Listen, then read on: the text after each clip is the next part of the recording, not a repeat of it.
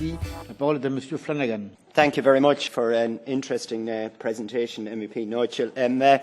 If we're asking the question, what can the European Union do? Well, the first thing it can do is stop facilitating it.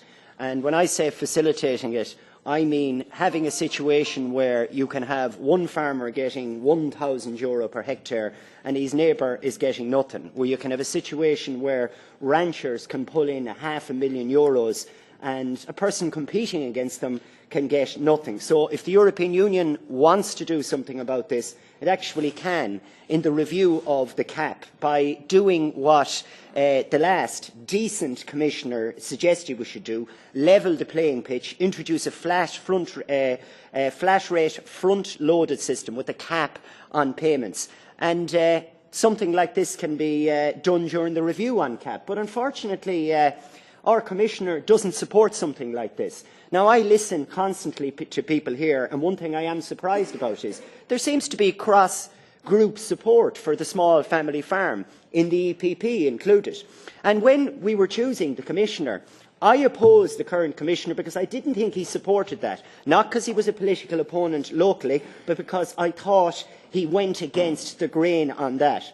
Well, he doesn't. And if you support small family farms, you've got to ask yourself the question, why do we have someone at the top table who actually supports the agri-food industry rather than farmers? So if we wanted to change, we need to change the perverse situation whereby the guys getting the big money are flying around in helicopters, and the ones who shouldn't be getting the money, or should be getting the money, don't have enough money to put diesel in their machinery. Michel has to be congratulated on the work that he's done here, says many of the right things, as has MEP McGuinness on the work she's done previously. But it seems that on one hand we're doing this, but on the other hand the European Union and the European Commission is going in the opposite direction.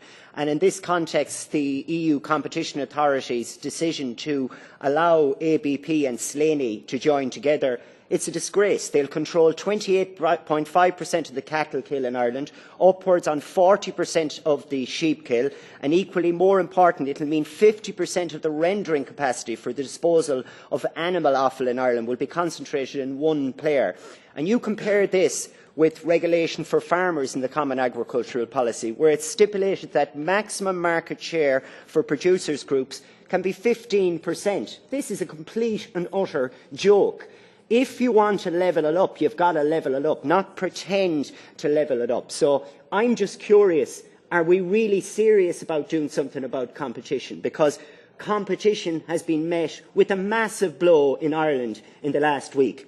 And you're saying it's okay. So what's the point in us spending months composing letters, coming up with agreements on whether we put in the word "the" or "a", and then at the same time, ye clear this, it's not on, and you've just made the situation worse. Well, it's not often I'm intimidated by the previous speaker, but I think that Luke Flanagan made some actually quite useful points there. We must remember that this is an opinion. It isn't a report. It's an opinion that we are giving to the Econ Committee, and notoriously opinions are not worth the paper that they are written on, so let's just bear that in mind.